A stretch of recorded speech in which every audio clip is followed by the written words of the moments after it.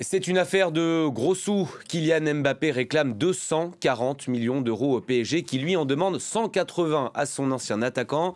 Histoire de primes et de transferts avortés pour tout comprendre. Vous êtes là, Cédric Ferreira, bonjour. Je l'ai dit, affaire de gros sous entre les deux parties. Ouais, on va essayer de tout comprendre. Et je vais même vous faire un récapitulatif pour bien comprendre d'où cette histoire a démarré. Il faut remonter à l'été 2023, début de la saison 2023-2024. À ce moment-là, Kylian Mbappé est toujours au PSG, mais il est mis à l'écart et privé notamment d'une tournée au Japon. Pourquoi ?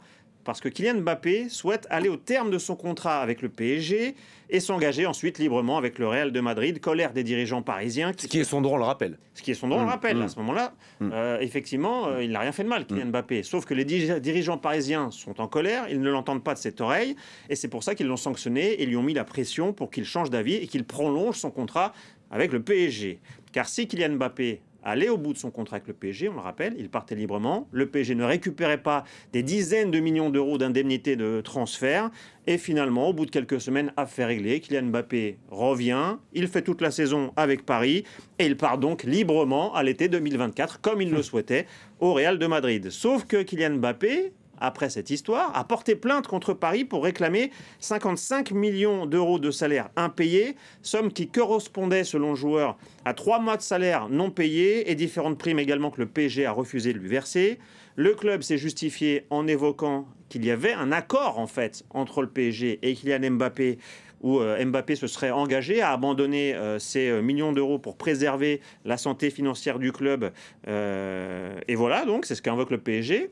Un fantasme total, d'après le clan Kylian Mbappé, qui a d'ailleurs demandé aussi une requalification du contrat de Mbappé en CDD vers un contrat à durée déterminée vers un contrat à durée indéterminée. À l'image d'un certain Adrien Rabiot avant lui. Exactement, c'est ce qu'avait fait Adrien Rabiot avant lui. Il avait obtenu gain de cause, ce qui lui avait permis de récupérer des indemnités de licenciement.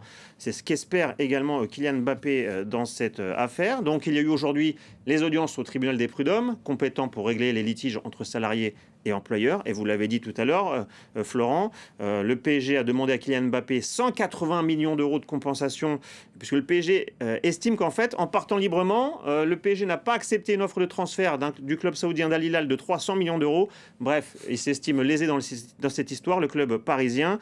Kylian Mbappé, lui, de son côté, en tout cas ses avocats, réclament 240 millions d'euros, une somme qui correspondrait au préjudice subi et également à l'argent qu'aurait pu gagner Mbappé si son contrat était un contrat à durée indéterminée, un CDI.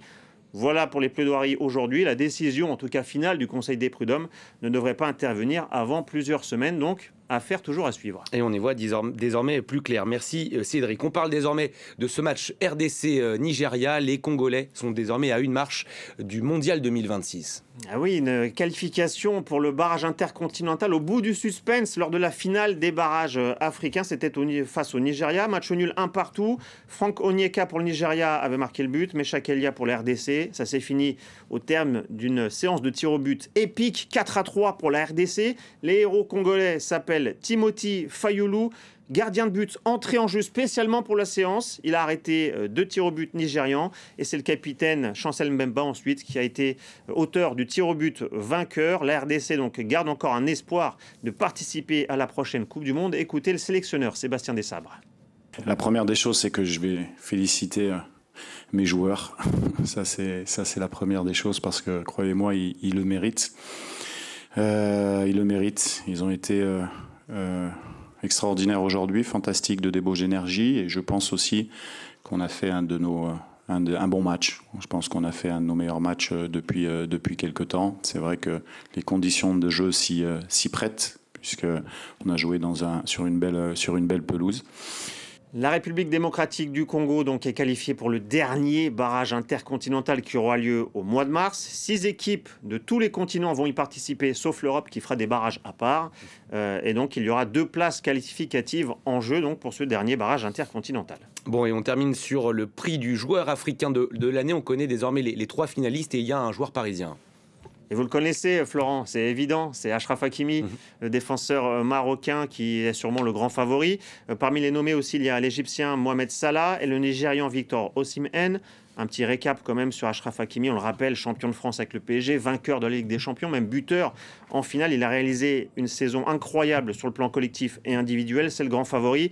À ses côtés, il y a Mohamed Salah, 4e du Ballon d'Or cette année, meilleur joueur africain en 2007 et en 2018. Il a été champion d'Angleterre avec Liverpool, et Victor Osimhen, le Nigérian qui avait déjà gagné ce trophée en 2023, 2e l'an dernier.